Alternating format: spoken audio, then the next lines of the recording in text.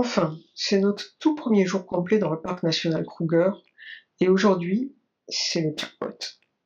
Après 6 voyages et des années d'attente, on a enfin brisé la malédiction. On a vu notre premier léopard perché dans un arbre. Et la journée ne s'est pas arrêtée là. Les lions étaient aussi au rendez-vous. On passe à ça de valider le Big Five dès le premier jour. Dans cet épisode, je te donne notre itinéraire exact et surtout les 7 astuces qu'on a appliquées pour faire ce score de folie. Reste bien jusqu'à la fin car la 6e astuce va totalement changer ta façon de regarder les arbres en safari. C'est parti pour notre premier jour complet dans le parc. On part à 5h46 exactement. On est allé chercher les filles qui sont dans une safari tente et on traverse donc le coin des campeurs. Vous pouvez jeter un petit coup d'œil, voir à quoi ça ressemble. Il fait 12 degrés et grand soleil. Oui, 12 degrés, il est quand même 6h moins le quart. C'est parti. Au programme de la journée, enfin, ce qui est prévu à la base.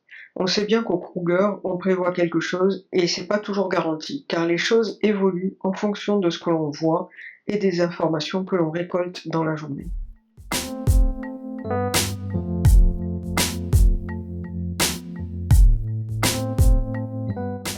Et c'est parti.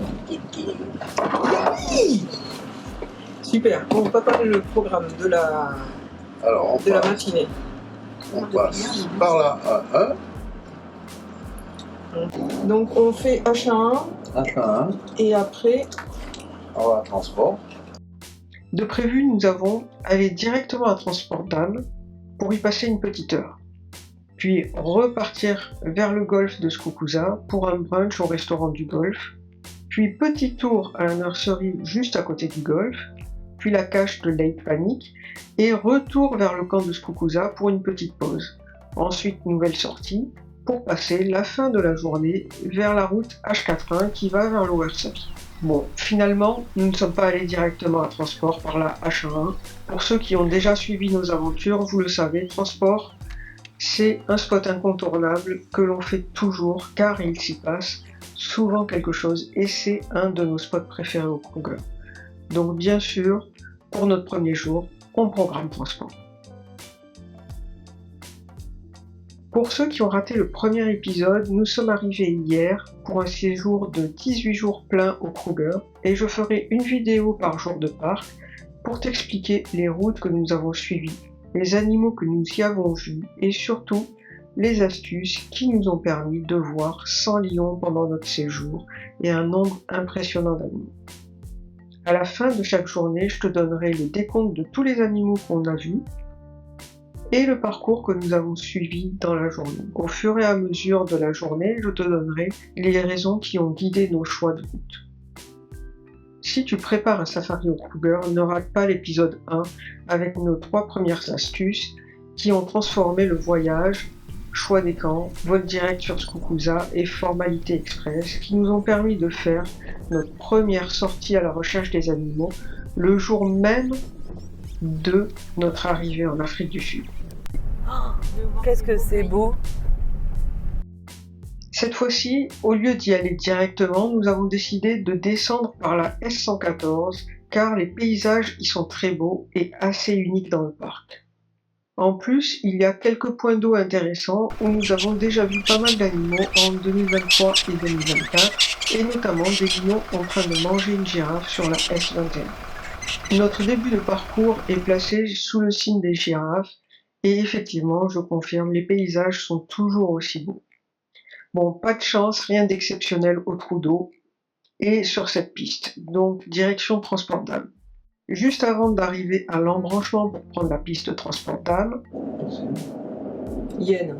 Ah oui, pareil, balèze. Hein. Ouais. Il y a un fil en face. Ah, justement, Ah, il y a les ouais. bébés. Il y a les bébés avec. Il y a des bébés. Oui, à droite. Pas aussi bébé Ah que oui, hier, mais ils sont je vois.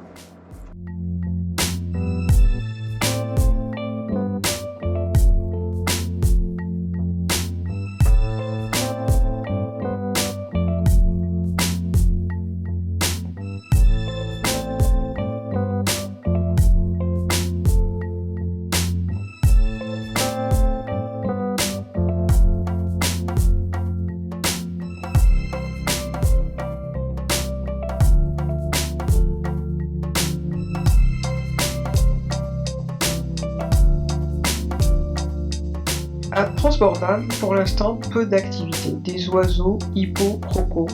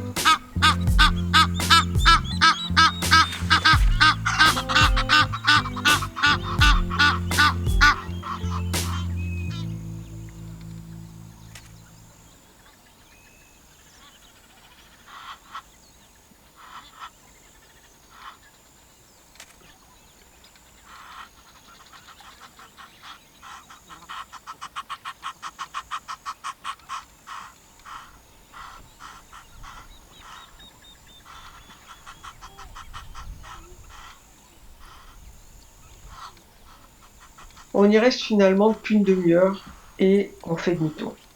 Direction retour vers Skukuza, par la route avec un petit arrêt au point de vue juste entre Transport-Dame et Skukuza, c'est le point de vue de Matekangan. À ce point de vue, tu peux descendre, il est très haut. Mais reste toujours prudent. L'année précédente, on entendait les Impalas lancer des cris d'alerte juste en dessous du point de vue. Et cette fois-ci, le point de vue a été fermé 3 jours après notre passage, car une famille de lions y avait élu domicile. Donc, toujours de la prudence lorsque tu sors de ta voiture à certains spots autorisés mais non surveillés. Puis direction le restaurant du golf. Mais comme il est encore un peu tôt et que la zone de la H11 et la S1 sont riches en lions et léopards, on décide d'y faire un tour. Et là, je te rappelle l'astuce que je t'ai déjà donnée dans le premier épisode pour choisir tes camps. Si tu ne l'as pas encore regardé, je t'invite à le faire. Et je te mets le lien vers le premier épisode dans la description. Donc astuce numéro 4, puisqu'il y en avait 3 dans le premier épisode. Astuce numéro 4, nous utilisons nos cartes des meilleurs spots du Kruger pour choisir nos parcours en favorisant les routes où l'on sait que des animaux sont vus très régulièrement. Je te mets là aussi le lien vers les cartes téléchargeables dans la description pour que ce soit plus pratique pour toi. Donc un petit tour sur la H11 jusqu'à la porte de la sortie. Et là, rien du tout.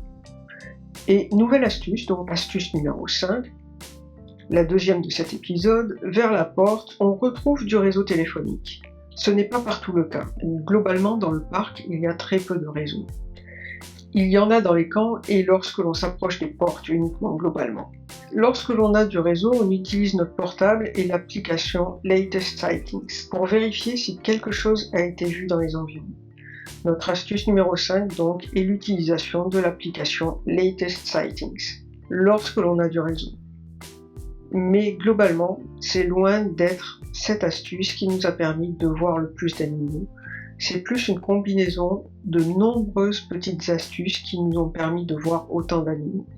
Effectivement, un léopard a été vu sur un arbre, sur la H11, mais on n'a pas vu du tout à l'aller. Donc on va faire un peu plus attention au retour.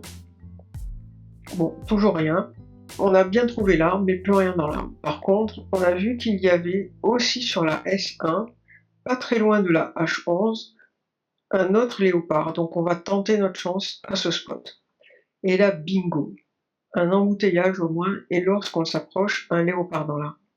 Il est exactement 11h02, nous sommes sur la S1 et nous sommes en visuel avec un gros léopard dans un arbre couché à peu près 50 mètres de nous C'est et ça. à une hauteur de 7-8 mètres environ. Il est couché, on voit ses 4 pattes Et sa queue. et sa queue. Si ce genre de contenu te plaît, laisse-moi un pouce bleu pour m'encourager et si tu ne veux rien rater des astuces suivantes, je te conseille de t'abonner. C'est notre tout premier léopard dans l'arbre. C'était l'objectif du séjour. C'est notre 6e voyage et on n'en avait jamais vu jusqu'à présent. Lors de notre voyage précédent, nous avions choisi le camp de Bergendal qui est vraiment réputé pour les léopards.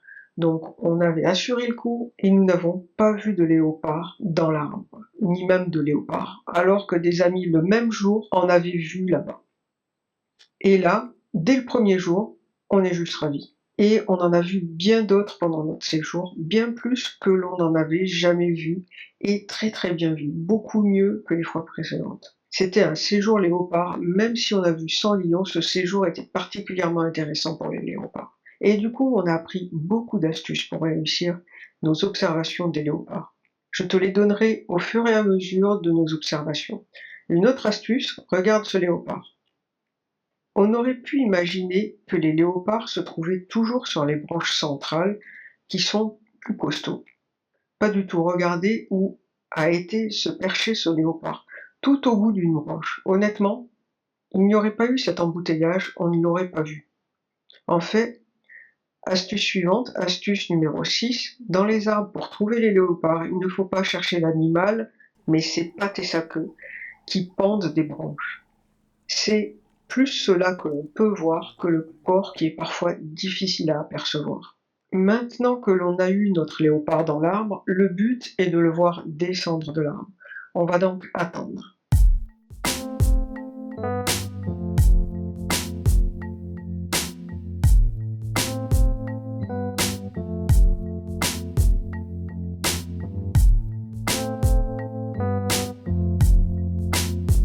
Ça bouge.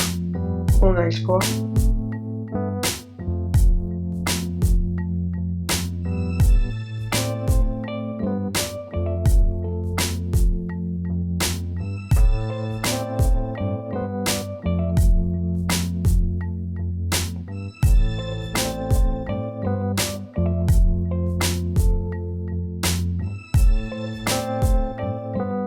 Mais non, juste un changement de position.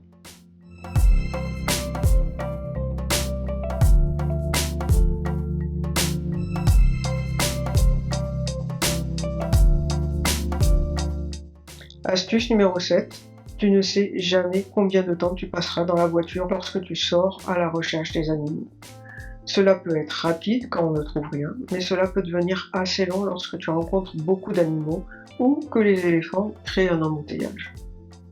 Donc pense toujours à prendre de l'eau et de quoi grignoter. Nous, pour le grignotage, nous prenons toujours de la mangue séchée que l'on trouve dans tous les camps, et en salé, nous prenons aussi du biltong. Le biltong est de la viande séchée, pas particulièrement de la viande d'antilope, mais dans le parc, on ne trouve dans les magasins des camps que de la viande d'antilope séchée. Nous les avons toutes testées, il y en a pour toutes les antilopes du parc, et notre préféré est le biltong de Koudou. Sinon, on trouve aussi du biltong de bœuf, qui est aussi super bon, et moins sec, et on le trouve dans les boucheries Cattle Baron. Il y a 2 boucheries dans le parc, une dans le camp de Skukuza et une autre dans le camp de Satara. Ça, c'est pas une astuce pour voir des animaux, mais cela fait des astuces qui permettent de mieux profiter de ton safari.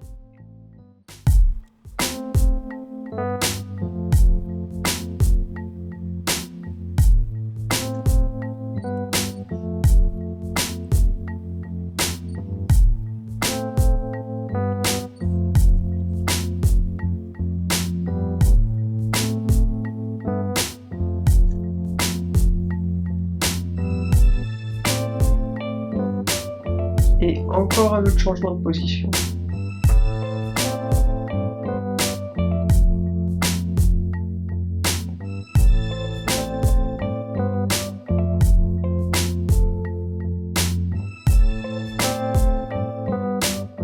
Et là, retour du léopard dans sa position d'origine. Au final, nous avons attendu 1h30, on perd un peu espoir pour la descente. On décide donc de faire demi-tour et aller manger au resto du golf. Bon, bien sûr, le léopard a décidé de descendre juste au moment où nous faisions demi-tour, donc aucune image, désolé. Direction le restaurant du golf.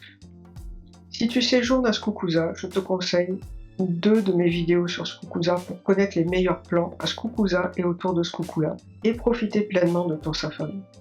Une sur le camp lui-même de Skukuza et l'autre sur tout ce qu'il y a autour de Skukuza et les meilleures routes autour de Skukuza. Je te mets les liens vers ces 2 vidéos dans la description. Ouais, on a pas mal de monde. Hein. Ça n'a rien à voir avec la dernière fois qu'on est venu. Hein. Oui, là, on va peut-être on va peut-être rester là 2 heures. Bah, on va voir. Hein. Effectivement, le restaurant est blindé. Et on ne peut même pas avoir de table à l'extérieur. L'année dernière, nous étions venus vers 10h30, 11h, et c'était super. On était quasi seuls, on a pu avoir une super table, en terrasse, juste en bordure. Du coup, c'était beaucoup plus agréable. En plus, on imagine que dans un golf, le restaurant va être très cher. Pas du tout. Ce n'est pas plus cher que les autres restaurants du parc, et on y mange très très bien. Je vous le recommande. Bon, repas fini, on se dirige vers la nursery qui se trouve juste à côté du golf. C'est la toute première fois qu'on l'a fait. On l'a découverte grâce à des vidéos YouTube qui en parlaient. Belle découverte. Il s'agit d'un petit chemin en bois qui borde le golf. Cela permet de se dégourdir les jambes et cela fait du bien. En plus, c'est très mignon et on peut voir quelques antilopes. Par contre, attention à la chaleur. Certainement à faire lorsqu'il ne fait pas trop chaud, car cela n'est pas vraiment ombragé. Nous, il faisait beaucoup trop chaud. Donc, une autre astuce numéro 8, ne pas aller au restaurant du golf vers midi. Sinon, vous aurez presque 2 heures juste pour un plat. D'ailleurs, c'est le même problème pour les autres restaurants de Skukuza à midi. C'est plein de monde à cause des drives privés qui rentrent dans le parc le matin. Donc à Skukuza, il faut privilégier les brunchs vers 10h30, 11h et éviter absolument de s'arrêter à midi pour aller au restaurant. Par contre, c'est vraiment spécifique à Skukuza et ce n'est pas aussi problématique dans les autres camps. On n'a pas vu réellement ce problème. Il y a un peu plus de monde, par exemple à Lower Sabi aussi à midi, mais ça va, ça reste tout à fait gérable.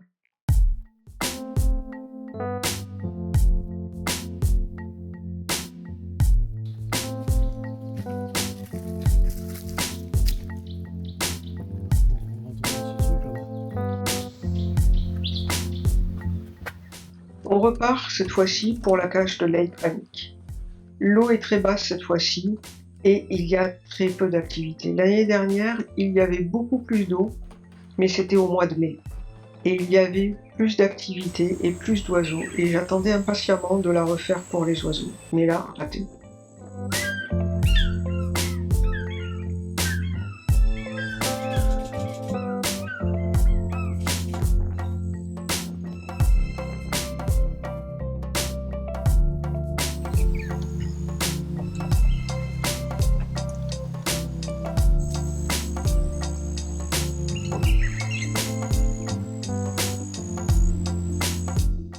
On redémarre et on décide de retourner voir le léopard que l'on a vu ce matin, car on n'est pas très loin. Pas de chance. Il est là, mais en bas de l'arbre et on le voit à peine. Donc demi-tour et direction Skukuza, on ne perd pas de temps.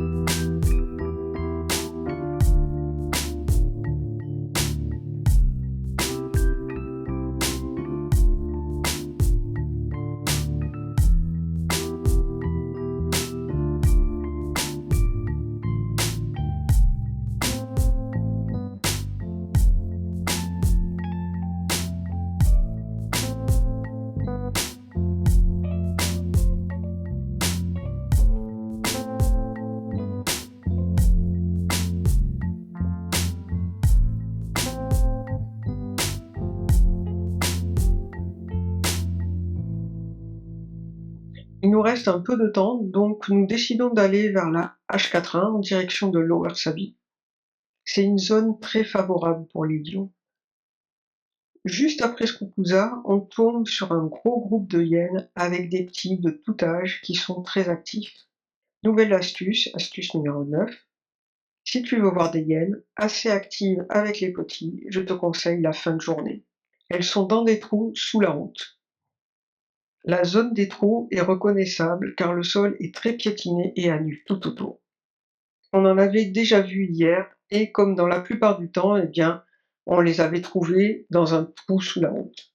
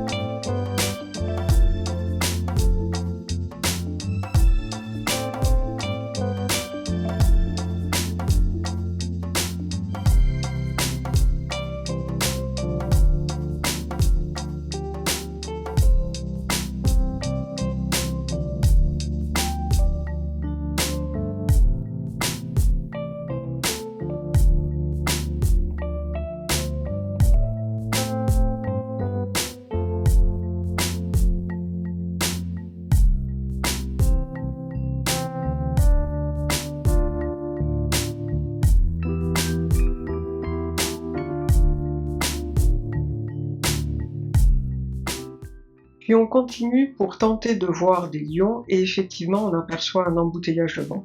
C'est 2 lions qui sont en train de s'enfoncer dans le bush. Et là, on voit qu'il y a une piste qui nous permettrait de les atteindre et de mieux les voir. Nouvelle astuce, astuce numéro 10. Nous utilisons l'application Footpass qui est en fait une appli de rando mais que l'on peut utiliser pour plein de choses, 4x4, canoë, vélo, un tas de choses. Et les cartes sont téléchargeables. Et elles sont très précises avec les pistes et une vue satellite de très bonne qualité. On l'utilise à chaque séjour, parfois pour préparer nos parcours à l'avance. On peut les enregistrer et ensuite on est guidé par l'appli. Et cela ne consomme pas de forfait car les cartes sont téléchargées à l'avance lorsqu'on est encore chez nous en France.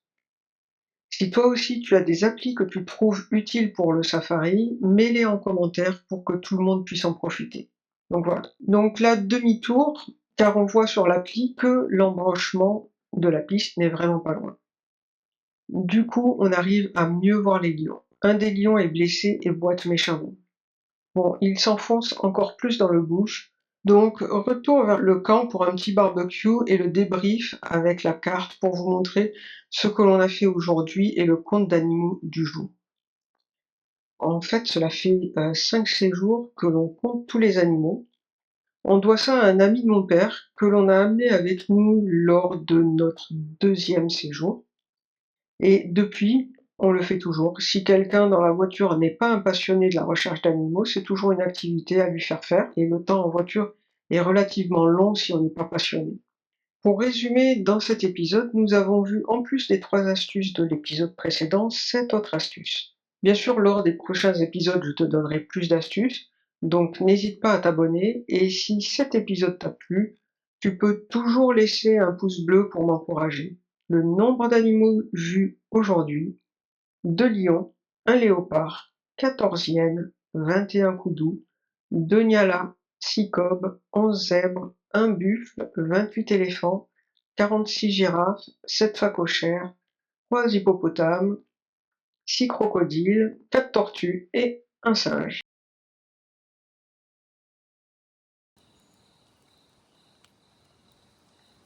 Alors, pour ce soir, c'est des brochettes d'agneau. Alors, aujourd'hui, nous sommes partis de Skukuza par la H11. Puis, nous sommes allés sur la S114. Et à cette intersection, nous avons pris la S112 pour rejoindre ici un petit point d'eau. Ensuite, nous sommes remontés par la H3 pour prendre ensuite la H1 direction transport par la S66.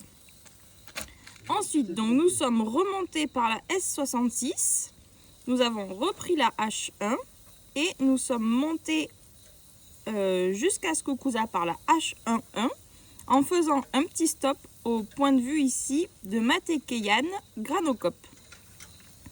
Arrivé à Skukuza, nous avons pris la H11. Nous avons fait demi-tour pour prendre ensuite la S1 ici. Et nous avons vu un léopard. Puis on a refait demi-tour par la S1 pour aller manger proche de Skukuza au golfe en prenant donc la H11 et la S42 jusqu'au golfe. En sortant de la cache, nous avons décidé donc de retourner voir notre léopard du matin. Donc en reprenant la S42, la H11 puis la S1 jusqu'ici. Puis comme nous ne l'avons pas bien vu, nous sommes retournés sur Skukuza, donc par le même chemin, S1, H11. Ensuite, nous sommes allés sur la H41, ici. Donc demain matin, on part d'ici, Skukuza. Il faut qu'on monte et qu'on prenne cette piste-là, la S36. Donc l'idée, cet après-midi, on est passé par là, on a pris cette loupe, on a vu les lions là. Demain matin, on passe par là. Ici, c'est en général tous les jours, il y a des lions et des léopards là. Ouais. Donc on passe par là, hop, hop, hop, hop. On fait ces petits, Oui, c'est joli, ces et petits puis points d'eau. il y a des éléphants. Ici, on prend la S36, on s'arrête à John Sedam, je l'adore. John Sedam, c'est top quoi. C'est vraiment, c'est un peu comme transport. Voilà, là on continue à monter. Du coup, c'est ici, John Sedam, on s'arrête. Là, on continue à monter, on monte, on monte, on monte, on monte. On casse la côte. Ici, c'est un lieu de pique-nique qui est très sympa. Bon, il n'y aura pas d'eau, certainement, mais c'est sympa quand même. Donc, c'est le plus petit lieu de pique-nique qu'on ait vu, je crois. Ouais. On continue. Ici, on vient faire un petit tour ici, avant de reprendre la S36. Et les léopards. Parce que là... et c'est ici qu'on avait vu, je pense, le lion, la toute première année. Oui, le lion avec toute sa tribu. Et ensuite, on reprend ici. Donc là, c'est la route pour Talamati. Mais en fonction de l'heure, on ira jusqu'ici parce qu'il y a souvent les lions, là, ici. Si on a le temps. Si on n'a pas le temps, on le fera le lendemain matin. On revient, hop, on vient à Talamati. Talamati, on s'installe dans le bungalow numéro 11, non 15, pardon, 15, parce qu'on a la Génette, la copine. Et là, on a 2 caches, dont une qui est illuminée toute la nuit. Donc, on aura de quoi faire.